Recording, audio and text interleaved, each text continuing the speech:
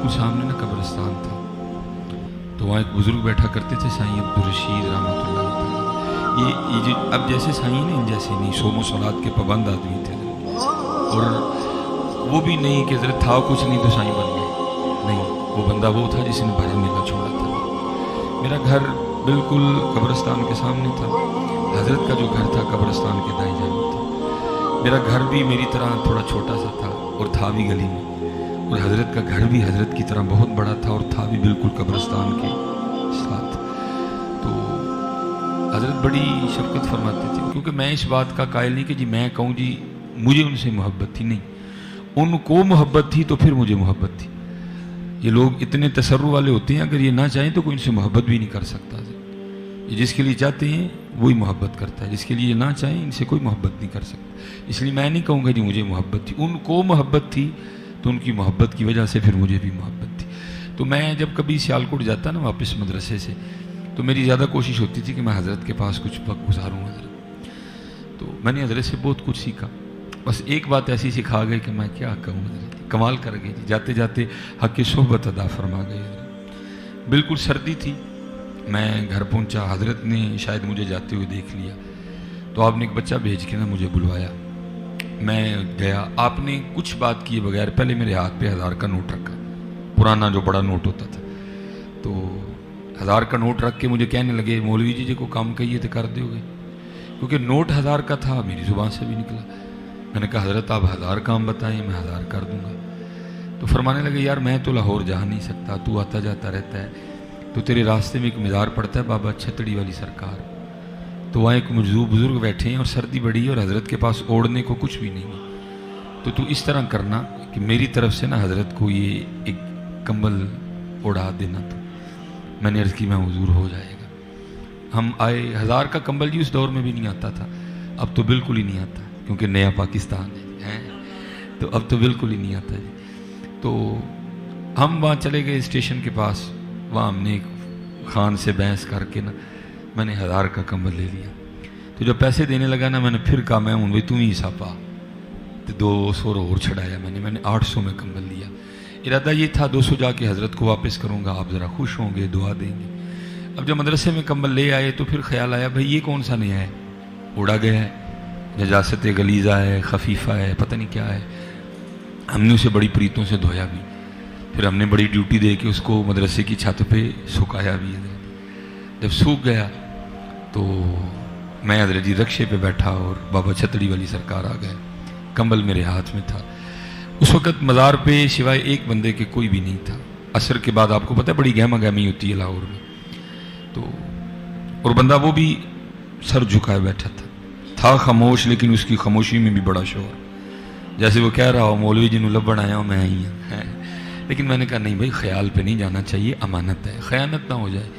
میں نے مزار سے باہر آ کے 2-4 بندوں سے پوچھا میں یار اس مزار پہ کوئی مرزوق بزرگ بیٹھتے ہیں؟ انہوں نے کہا جی ہمیں اس بات کا کوئی علم نہیں ہے، کیونکہ مغرب کے بعد پھر واپسی تھی مدرسے میں، اب مجھے بات سمجھ کوئی نہیں آ رہی تھی۔ میں نے حضرت جی کمبل کھول کے نا میں نے حضرت کے کندھوں پہ اڑا دیا کہ چلو بولیں گے، پوچھیں گے بھائی کون ہے، کیوں کمبل میرے کندھوں پہ رکھ رہا ہے۔ میں نے تھوڑا سا انتظار کیا، وہ نہیں بولے، پھر میں نے اس طرح کر کے نا کمبل اس طرح کر دیا، پھر انتظار کیا حضرت کچھ بولیں گے، حضرت پھر نہیں بولے ہیں۔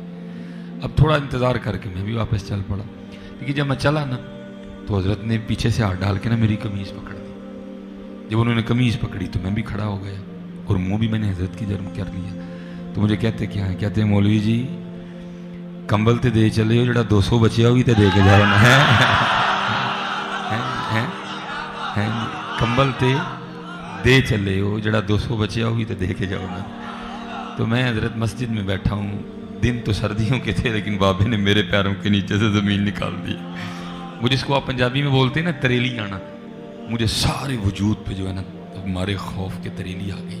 وہ بھائی سیالکوٹ میں 120 کلومیٹر کا فاصلہ ہے لاہور کے لیے، اس کو یہاں بیٹھے پتہ ہے 1000 دیا گیا ہے، پھر اس کو اتنا بھی پتہ ہے کہ 200 بچ گیا ہے، پھر اس کو اتنا بھی پتہ ہے 200 میری جیب میں ہے۔ چاہیں تو اشاروں سے اپنی کایا ہی پلٹ دیں دنیا کی، یہ شان ہے خدمتگاروں کی، سرکار کا عالم کیا ہوگا۔ بھائی کتابوں میں بھی بڑی دلائل پڑھے تھے، میں نے تو وہاں سے سیکھا تھا، میں نے تو وہاں سے مجھے احباب کہتے ہیں بھئی نہیں بچے درود پڑھتے آپ تقریر کیا کریں، لیکن وہ کہتا ہے نہیں یار مجھ سے آگے بات ہی نہیں ہوتی کوئی ہے۔ یہ تو بھائی غلاموں کا حال ہے۔ یہ ایسے اخبار الاخیار حضرت شیخ عبدالحق محدث دہلوی کی کتاب ہے۔ میں لب لباب میں کو 2-3 باتیں میں نے اور کرنی ہیں، وقت کو بھی میں نے مد نظر رکھنا ہے۔ اس میں بھی حضرت نے لکھا ہے، حضرت شاہ رکن عالم رحمۃ اللہ تعالیٰ علیہ کے والے سے وہ کو عالم دین ہوئے جن کا نام تھا مولانا ظہیر الدین لنگ، اور یہ بادشاہ وقت جو تھا نا وہ حضرت شاہ رکن عالم کا مرید تھا حضرت۔ تو یہ مولانا ظہیر الدین لنگ یہ صاحب تصنیف بزرگ ہوئے ہیں، عالم دین تھے۔ یہ کسی کام سے نا بادشاہ سے ملنے گئے، تو جو بادشاہ کو پتہ چلا نا کہ حضرت ملتان رہتے ہیں اور رہتے بھی حضرت شاہ رکن عالم کے محلے کے ہیں، تو وہ بادشاہ حضرت مولانا ظہیر الدین لنگ کو کہتا ہے حضرت آپ میرے شیخ کے محلے کے ہیں، تو آپ نے بھی میرے پیر و مرشد کی کو کرامت دیکھی ہے؟ تو مولانا ظہیر الدین لنگ فرماتے ہیں بھئی شیخ کی سب سے بڑی کرامت یہ ہے کہ جمعے میں رش بڑا ہوتا ہے، جمعے میں رش بڑا ہوتا ہے، فجر کی نماز کے بعد ہی لوگ آ جاتے ہیں آپ کے پاس جمعہ ادا کرنے کو۔ تو کیونکہ حضرت کی عمر تھوڑی ہے، میری عمر زیادہ ہے، تو ایک دن ایمی نا میرے دل میں تھوڑا سا حسد آ گیا۔ میں نے کہا یار یہ منڈا ہے، میں بابا ہوں، میرے کل آندہ کوئی نہیں، اتھوں اٹھدا کوئی نہیں، یہ کیا مسئلہ ہے؟ میں نے کہا کچھ اس طرح کا کام کروں کہ لوگوں کے دلوں میں حضرت کی عزت کم ہو جائے، میری بڑھ جائے۔ مولانا ظہیر الدین لنگ بادشاہ کو سنا رہے ہیں، کہتے اس کے لیے میں نے فیصلہ کیا کہ بھری مجلس میں نا جمعے کے دن شاہ رکن عالم رحمۃ اللہ تعالیٰ سے کوئی اس طرح کا مسئلہ پوچھوں حضرت جواب نہ دے سکے تو سلسلہ ختم ہو جائے گا۔ کہتے میں جمعرات کی رات کو نا لائبریری چلا گیا اور ساری رات مسئلہ تلاش کرتا رہا۔ کہتے صبح مسئلہ مل گیا، فجر کے قریب نا مسئلہ مل گیا۔ مسئلہ کیا ملا بھائی؟ پہلے ہے فرض، پھر ہے واجب، پھر ہے سنت مؤکدہ، پھر سنت غیر مؤکدہ۔ ہونا تو یہ چاہیے تھا کہ جو وضو ہے وہ فرض سے شروع ہوتا، لیکن وضو کی ابتدا سنتوں سے ہو رہی ہے۔ ہاتھ دھونا سنت، بسم اللہ سے ابتدا کرنا سنت، 3 بار دھونا سنت، مسواک کرنا سنت، غرغرہ کرنا سنت، ناک میں پانی چڑھانا سنت، ٹھیک ہے جی۔ پھر جا کے کہیں فرض کی باری آتی ہے۔ یہ کیا ہے جی؟